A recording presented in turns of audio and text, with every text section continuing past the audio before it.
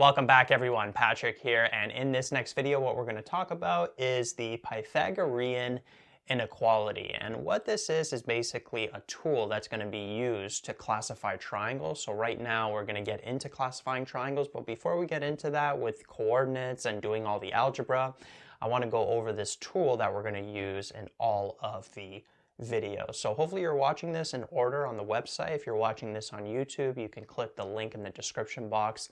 It's going to take you to the website where you can watch it in order.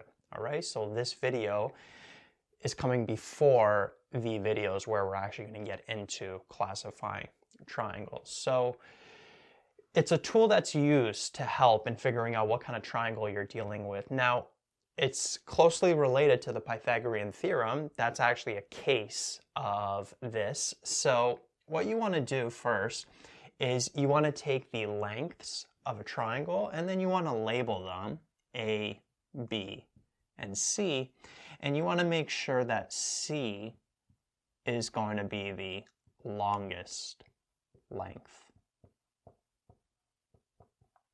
of the triangle.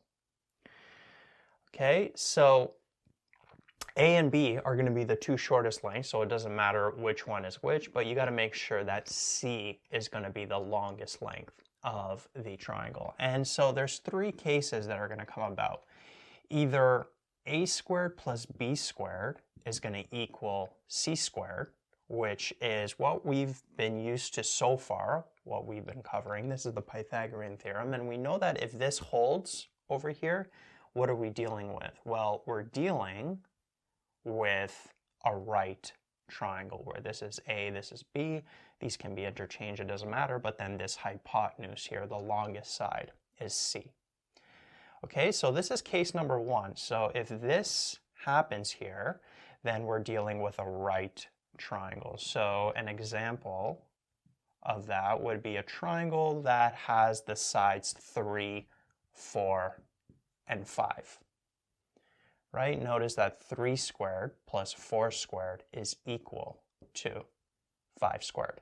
Right? 9 plus 16 is equal to 25. So if you get a triangle with these lengths here, then you know you're dealing with a right triangle because this is holding. A squared plus B squared is equal to C squared.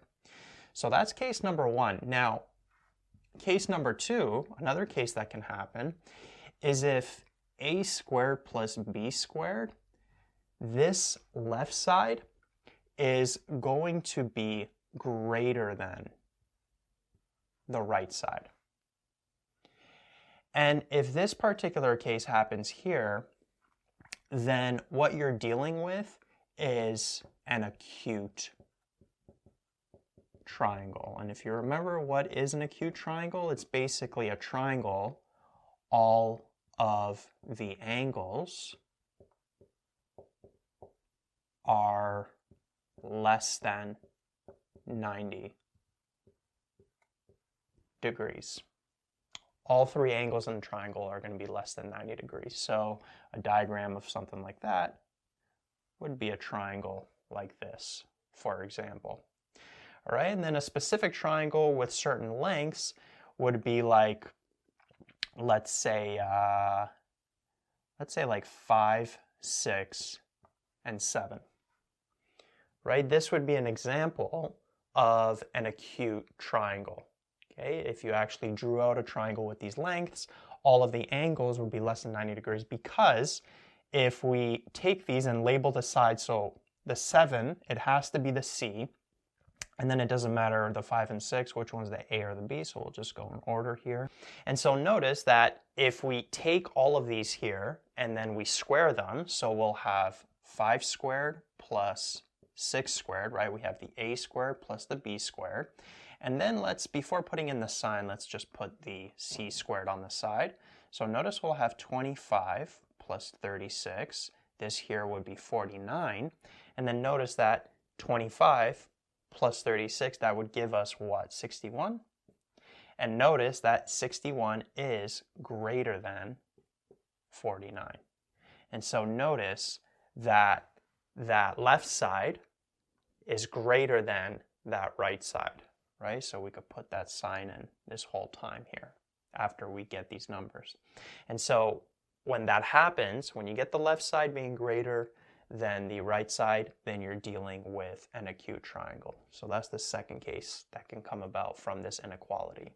And then finally, the remaining case is if the left side is less than the right side, or if the right side is going to be greater than the left side. Then in that case, you're going to be dealing with an obtuse triangle. And if you remember, an obtuse triangle is basically where one of the angles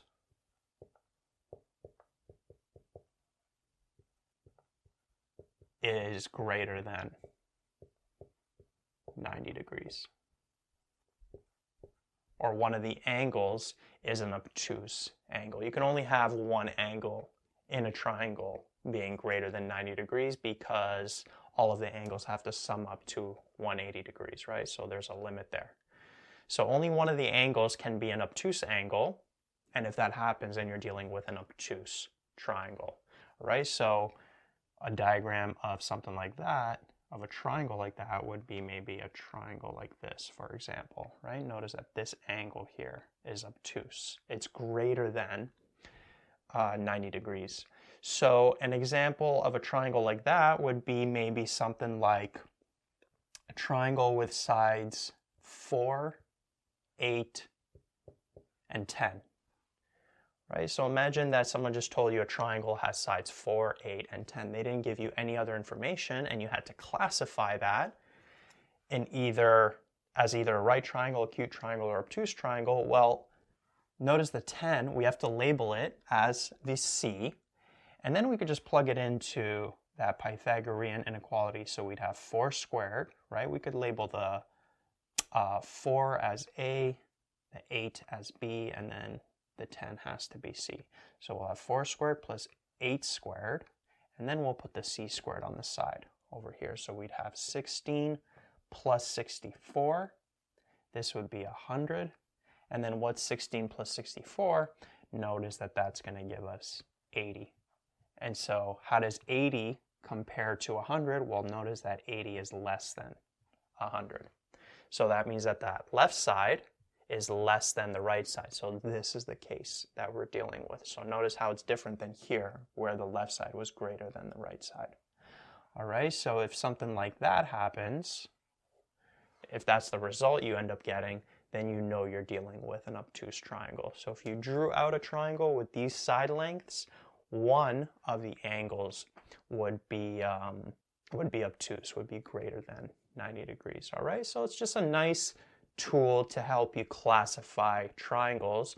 And so that's what we're going to be doing in the next couple of videos. We're going to be given coordinates of a triangle, and we have to classify it. And there's different ways to go about it, but a nice way is to find out what all of the side lengths are, and then see with those side lengths which of these cases you're going to be dealing with.